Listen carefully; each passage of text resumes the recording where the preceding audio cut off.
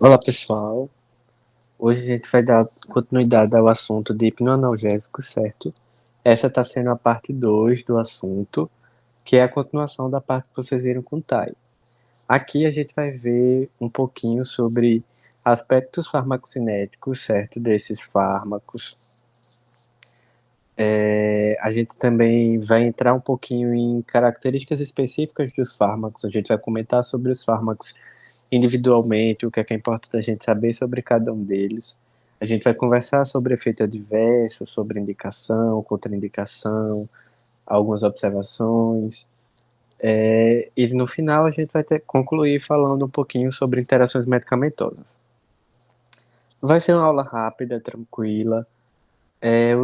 Alguns pontos são um pouco decoreba, mas eu tentei focar naquilo só que é mais importante mesmo, que costuma cair mais em prova.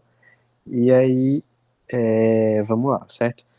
Só outra coisa também que é interessante para essa aula é já ter assistido a parte 1, porque algumas coisas eu não vou explicar novamente, mas que é interessante já ter visto a explicação lá na aula 1 para poder ter o entendimento de forma mais tranquila, né? De forma mais completa.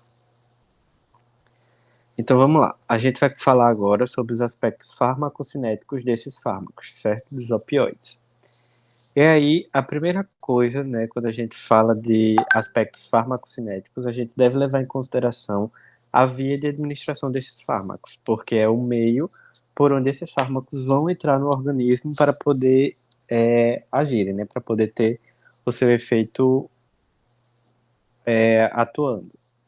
E aí, existem 4 vias básicas de administração, que vai ser a via oral, a via intravenosa, a via intratecal e a via por insuflação nasal. Na via oral, o que é importante a gente levar em consideração? A gente vai ver também, na parte de metabolismo, que esses fármacos eles têm um importante metabolismo hepático.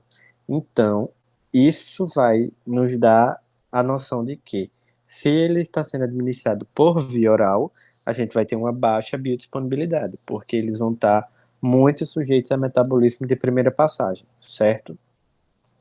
Então, normalmente, não se faz administração por via oral desses fármacos. A administração normalmente é intravenosa, né, que é uma via de absorção mais rápida. No entanto, existe uma exceção, que é a codeína, que, diferentemente dos demais fármacos desse grupo, não vai ter uma baixa biodisponibilidade oral e nem vai ter uma diminuição da eficácia. E o motivo para isso, né, eu vou explicar um pouquinho mais na frente. Em relação à via intravenosa, como eu já comentei, é a via mais rápida de absorção, porque o fármaco ele vai estar sendo introduzido diretamente no compartimento central. Então, a gente vai ter uma absorção instantânea e é a via mais utilizada. Se usa em situações agudas, né, de emergência, onde a gente precisa de um efeito rápido. E aí, a gente vai ver também, no próximo slide, que a meia-vida desses fármacos é curta. Então, uma absorção rápida também ela é interessante. Em relação à via intratecal, eu coloquei aqui que ela é mais usada para morfina. Por quê? A morfina, ela tem uma característica mais hidrofílica. Então, por ela ter uma característica mais hidrofílica, ela vai ter maior dificuldade para atravessar a barreira hematocefálica, em comparação com outros fármacos, em comparação com a heroína, por exemplo. E aí, o que é que acontece? Os efeitos centrais da morfina, eles ficam um pouco comprometidos. Então, quando a gente quer um efeito central da morfina mais rapidamente, né, mais instantâneo, mais eficaz, a gente utiliza a via intratecal porque a gente vai estar introduzindo essa morfina diretamente no sistema nervoso central. E aí, né, a gente vai fazer lá a administração no espaço subaracnoide, ok? E por fim, a gente tem também a insuflação nasal, que também vai ter uma absorção rápida, também é um meio muito eficaz. Mas só destacando mais uma vez que a principal via de administração, a mais utilizada, vai ser a via intravenosa, ok? Em relação à meia-vida, o que eu quero destacar é que esses fármacos, no geral, eles vão ter meia-vida curta, certo? E aí, como eu coloquei aqui, certo? Essa meia-vida vai variar de 3 a 6 horas. Inclusive, eu coloquei aqui uma tabelinha do Goodman que traz justamente esses tempos, né? Os tempos de dose que refletem um pouco dessa meia-vida. E aí a gente tem aqui, ó, a morfina de 3 a 4 horas, a codeína de 3 a 4, a hidromorfona de 3 a 4, e a gente tem algumas situações onde a gente tem uma meia-vida maior, que é o caso aqui, ó, do levofanol de 6 a 8 horas, a metadona de 6 a 8 horas. Esses fármacos que têm uma meia-vida um pouco maior também vão ter uma importância clínica, e eu vou discutir mais para frente, certo? Especificamente a metadona, a gente vai conversar um pouquinho mais sobre ela e essa importância deles terem uma meia-vida um pouco maior. Mas, no geral, eles têm meia-vida curta, que varia de 3 a 6 horas. E aí, um questionamento interessante é, em situações de dor crônica, onde a gente vai precisar de uma ação a longo prazo, né, uma ação prolongada, o que é que se costuma fazer? Eu destaco que todos esses fármacos, todos os fármacos opioides, eles são indicados para tratamento da dor crônica, inclusive, normalmente, dor aguda se trata com outras formas de analgesia, né, como anti-inflamatórios, enfim. Mas, nos casos, assim, de dor crônica, que a gente precisa de uma ação mais prolongada, do efeito do fármaco lá, o fármaco presente na corrente sanguínea por mais tempo, costuma-se fazer o uso de adesivos transdérmicos de fentanila. Então, aqui, ó, atenção para fentanila. Eu vou comentar de novo sobre isso, mas uma especificidade é aqui, uma coisa que pode ser cobrada em prova, e então é importante a gente tomar esse cuidado. A fentanila, ela pode ser utilizada em adesivos transdérmicos, que é justamente onde a gente vai ter aquela liberação vagarosa, aos poucos, né?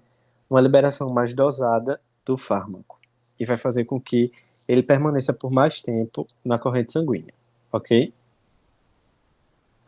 Em relação à distribuição, no geral, essas características que eu estou comentando aqui, a gente vai estar sempre levando em consideração o fármaco que é protótipo desse grupo, que é a morfina. A maioria desses fármacos vão ter comportamentos farmacocinéticos semelhantes à morfina, mas alguns eles vão fugir um pouco à regra, né? São situações mais específicas que a gente não precisa se prender a isso no momento. O que a gente precisa saber é o funcionamento geral desses fármacos, a farmacocinética geral desses fármacos. Em relação à distribuição, o que, que a gente tem? Esses fármacos eles vão ter alta afinidade por proteínas plasmáticas. E por que isso é importante? Porque, observando essa imagem aqui, o que é que a gente vê? A gente vê dois fármacos, certo? O fármaco amarelo e o fármaco verde, onde a gente observa que o fármaco amarelo ele tem maior afinidade pela proteína, enquanto o fármaco verde tem menor afinidade. E aí a gente vai ter uma maior concentração tecidual do fármaco verde, enquanto a gente tem uma maior concentração plasmática, né, do fármaco amarelo. Então, por ter uma alta afinidade por proteínas plasmáticas, esses fármacos hipnoanalgésicos, eles vão ter uma baixa concentração tecidual, ok? Então, isso é importante levar em consideração também, porque é muito importante para a escolha de dose. Então, o que é que a gente já sabe? Que além de eles terem uma meia-vida curta, eles têm uma baixa concentração tecidual. Então, essas são características que é importante a gente levar em consideração. Em relação ao metabolismo, a gente vai ter que o metabolismo desses fármacos ele é predominantemente hepático, certo? Como eu já tinha comentado, que é o que faz a gente ter uma baixa biodisponibilidade oral desses fármacos no geral, com exceção da codeína. E aí, como é que acontece esse metabolismo? Vai ser por substituição dessas hidroxilas aqui, certo? Que está presente na molécula de morfina. Mais uma vez, a gente está tomando a morfina como exemplo. E aí, essas hidroxilas elas vão ser substituídas pelo ácido glicurônico. Aqui está com erro de digitação, mas é glicurônico. E aí, podem acontecer duas situações. O ácido glicurônico ele pode ser substituído nessa hidroxila aqui, que é a hidroxila 3, ou ele pode ser substituído nessa hidroxila aqui, que é a hidroxila 6. Então, para cada uma dessas situações, a gente vai ter a formação de um metabólito diferente. Então, o metabolismo ele pode resultar na morfina 3-glicuronídeo ou na morfina 6-glicuronídeo. O que é importante a gente saber aqui? Que a morfina 3-glicuronídeo ela é um metabólito inativo, enquanto que a morfina 6-glicuronídeo ela é metabólito ativo, ou seja, ela vai potencializar os efeitos da morfina. Então, se esse metabólito se acumula bastante no nosso organismo, a gente pode ter uma intensificação de sedação, uma intensificação de euforia, depressão respiratória. Então é importante tomar cuidado com isso, certo? Outro comentário importante que eu coloquei aí, né, como uma notinha de rodapé, é que o uso de hipnoanalgésicos eles não é recomendado em neonatos. Por quê? Como esses fármacos eles têm a grande parte do seu metabolismo hepático, então os neonatos eles ainda não têm o sistema hepático, o metabolismo hepático totalmente amadurecido. Então, não é recomendado o uso desses fármacos em neonatos, porque aí a forma ativa, né, não metabolizada do fármaco, pode permanecer por mais tempo na corrente sanguínea e isso causar efeitos indesejados. Em relação à excreção, existem duas formas básicas de excreção, que é a excreção renal predominante e a excreção biliar. Aqui, em relação à excreção biliar, a gente vai ter parte desses metabólitos sendo excretados na bile, mas aí, como a gente sabe, os metabólitos excretados na bile eles estão sujeitos à reabsorção. Mas também pode acontecer essa excreção biliar, mas predominantemente a excreção ela é por via renal. E aí a gente falou sobre os efeitos adversos, agora a gente vai comentar. A gente falou sobre os aspectos farmacocinéticos, agora a gente vai comentar sobre efeitos adversos. Aqui eu vou trazer efeitos adversos mais genéricos, certo? Que são comuns a todos os fármacos, e depois a gente vai destrinchar o que é específico de cada fármaco, ok? Para esse ponto específico, é bem importante a gente ter um pouco mais de noção do que foi comentado na primeira aula sobre os efeitos farmacológicos dos opioides, para poder ficar mais claras as ideias. Mas aí é que eu vou chamar a atenção para uma coisa ou outra, mas se não viu a primeira aula, veja. E aí, principais efeitos adversos comuns a quase todos os opioides. A gente tem aqui efeitos adversos centrais, onde a gente vai ter a sedação, que é causada por uma depressão do sistema nervoso central. Como o Thay falou, esses fármacos eles são depressores do sistema nervoso central. Assim como outros fármacos que vocês vão ver mais na parte de neurofarmacologia. E aí, normalmente, os fármacos depressores do sistema nervoso central eles tendem a causar sedação, né? Que é sonolência, algo nesse sentido. Depressão respiratória, que está associada também à ação central, mais especificamente no bulbo, no centro respiratório bulbar. E aí essa depressão respiratória ela vai ser marcada por uma diminuição da frequência respiratória e uma diminuição do volume respiratório. A gente pode ter também pneumonia, surgimento de pneumonia, que vai estar relacionado com uma diminuição do reflexo de tosse, certo? Que é meio que uma consequência da depressão respiratória. A gente pode ter constipação devido à diminuição da motilidade gastrointestinal. Tá, já comentou também, né, essa diminuição da motilidade, então a gente vai ter o intestino um pouco mais parado e isso aí vai favorecer essa constipação.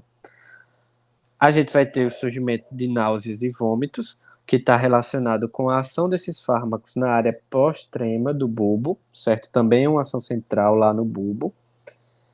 E aí,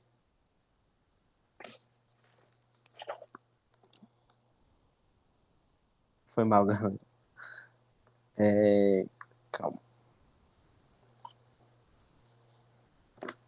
Na área desculpa, foi mal. Vamos continuar. As náuseas e vômitos que estão relacionadas com a ação desses fármacos na área próxima do bulbo. A gente pode ter prurido, que vai estar relacionado com a liberação de histamina. Thay também comentou na aula 1 essa liberação de histamina. E quando a gente tem essa liberação de histamina nos vasos cutâneos, a gente pode ter o aparecimento de prurido, ok? Outros dois efeitos muito comuns que é muito importante, que Thay também já comentou bastante na aula 1, é a questão da tolerância e da dependência.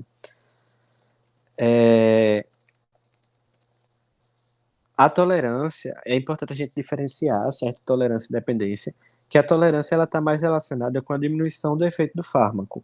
Quando você já está usando tanto aquele fármaco que ele já vai perdendo seu efeito, o organismo vai ficando tolerante ao fármaco. E a dependência, ela está associada com a necessidade contínua do uso do fármaco. De uma forma meio esdrúxula, dá para a gente dizer que a dependência é meio que uma extensão, uma consequência da tolerância.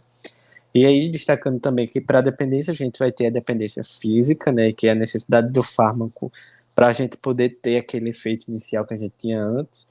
E a gente também tem a dependência psicológica, né? A gente vai ter euforia, que é uma sensação de satisfação exagerada, uma sensação de prazer. A gente vai ter hipotensão, que também está relacionada com a liberação de histamina, certo? Que vai causar uma vasodilatação e isso causa uma queda de pressão e uma retenção urinária devido a uma inibição do sistema urinário. E aí, eu trouxe duas situações muito comuns e que podem cair em prova e é importante para a clínica, o que é que a gente tem que saber sobre elas, que são os sintomas relacionados a uma intoxicação e os sintomas relacionados à abstinência.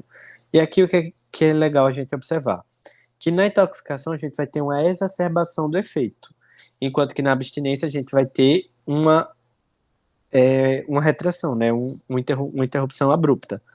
Então os efeitos eles são meio que contrários. Enquanto na intoxicação a gente vai ter euforia, sedação, analgesia, miose, depressão respiratória, que são efeitos diretos da ação dos fármacos. Na abstinência a gente vai ter disforia, que são alterações de humor, não necessariamente satisfação, e essa questão aí do humor meio alterado. A gente vai ter agitação, né, contrária à sedação, dor contrária à analgesia, midríase em contraponto com a miose. Além disso, a gente pode ter cólicas e diarreias, como a gente já viu que esses fármacos eles causam constipação. Na abstinência, cólicas e diarreias podem aparecer, assim como incontinência urinária. E aí o que é importante a gente saber?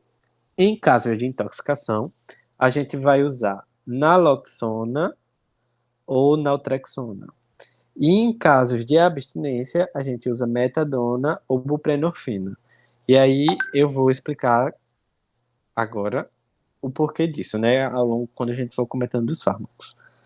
Aqui nessa parte dos fármacos opioides eu já trago um comentário sobre cada fármaco especificamente, o que é importante a gente saber sobre cada um deles.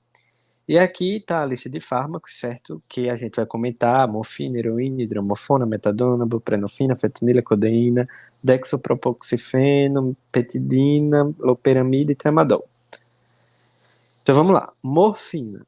Aqui, para facilitar o entendimento, eu coloquei esse alvozinho como sendo indicação, certo? Para que o fármaco é indicado. Essa carinha triste, contraindicação. Não, desculpa, essa carinha triste é efeito colateral, o sinalzinho de bloqueio é contraindicação e essa exclamaçãozinha são outras observações. Em relação à morfina, a gente vai ter que ela é indicada para dor moderada forte e para infarto agudo do miocárdio, justamente pelo efeito vasodilatador que a gente tem por causa da liberação de histamina. Por outro lado, essa vasodilatação devido da liberação de histamina também pode ser considerada um efeito colateral quando causa hipotensão. E, como consequência dessa hipotensão, a gente vai ter diminuição da pré-carga cardíaca. Ok? Dessa forma, a principal contraindicação para o uso de morfina são pacientes com baixa volemia, porque pacientes com baixa volemia já são naturalmente hipotensos e aí a liberação de histamina potencializa essa hipotensão. E aí, comentários, né? Que a morfina ela é hidrossolúvel, como eu comentei já, e ela vai causar pouca euforia, justamente porque ela atravessa pouco a barreira hematoencefálica. O que é diferente da heroína, que é mais lipossolúvel, então atravessa mais a barreira hematoencefálica e causa mais euforia, assim como também causa mais tolerância e dependência. E outra coisa interessante em relação à heroína é que ela é de 2 a 4 vezes mais potente do que a morfina. Ok? Em relação à metadona, lembra lá que eu comentei que ela é um dos fármacos que tem uma meia-vida longa, por isso ela vai ser usada no tratamento de dependentes. Por quê? Vocês vão ver isso também na parte do neurofarmaco. Quando a gente tem fármacos com meia-vida longa, eles são usados para tratar a dependência. Justamente pelo fato de que os fármacos de meia-vida curta, eles precisam ser administrados repetidamente, e isso intensifica a dependência. E aí, quando eu administro um fármaco com meia-vida longa, eu preciso administrar com menor frequência. Então, isso ajuda nos pacientes dependentes. Um efeito colateral importante da metadona é que pode causar arritmias, e uma observação é que ela atua na via descendente da dor. Em relação à hidromorfona, é um opioide forte, certo? E indicado para dores moderadas e fortes, como a maioria desses fármacos. Na buprenorfina, a gente também vai ter o tratamento de dependentes, certo? E aí, esse tratamento de dependentes ele vai estar relacionado a uma ação mais prolongada do fármaco, que está relacionada ao fato dele se desligar mais lentamente do receptor. E aí, se a gente tem uma ação mais prolongada, entra naquela mesma ideia da metadona. Mas ela também pode ser usada em casos de intoxicação por heroína. E aqui é interessante que a buprenorfina ela pode ser usada tanto para intoxicação quanto para dependência. E por quê? Porque ela tem um efeito dose dependente. Em doses normais, ela tem um efeito hipnoanalgésico normal, mas em doses elevadas ela atua como antagonista dos receptores. E aí, por atuar como antagonista, ela pode ser usada em caso de intoxicação, sobretudo da heroína. Fentanila e remifentanila são usados para o tratamento da dor crônica. Lembra lá que eu comentei dos adesivos transdérmicos, e eles vão provocar pouca liberação de histamina, certo? A gente vai ter a codeína, que é um antitussígeno e é administrado por via oral. E por que que ele tem uma biodisponibilidade oral preservada? Porque quando ele é metabolizado, ele é transformado em morfina. Então ele continua com seus efeitos preservados, ok?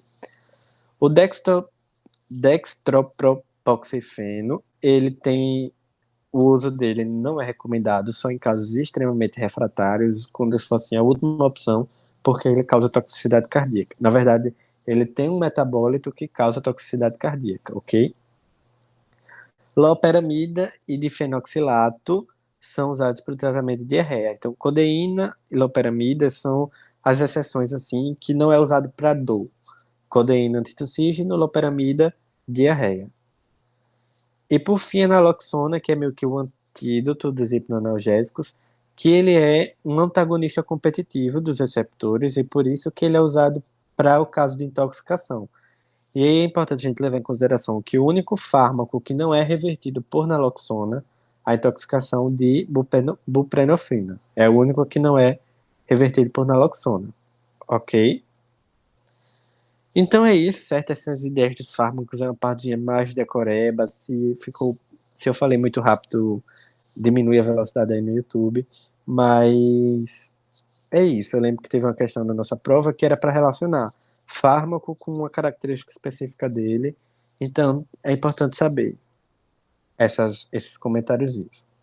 E aqui, em relação a interações medicamentosas, a gente tem 3 interações medicamentosas básicas, que são com os sedativos hipnóticos, com os antipsicóticos e com os antidepressivos, que são 3 classes de fármacos da neurofarmaco. Então, vou comentar rapidamente, e isso aqui vai ser mais aprofundado na parte do neurofarmaco. No caso dos sedativos hipnóticos, como o nome já diz, eles são fármacos que promovem sedação. O foco deles, né, o objetivo deles é promover a sedação. Então, a interação deles com hipnoanalgésicos pode potencializar essa depressão do sistema nervoso central e intensificar a níveis indesejados essa sedação. Com os antipsicóticos, a gente viu que os hipnoanalgésicos eles vão causar euforia.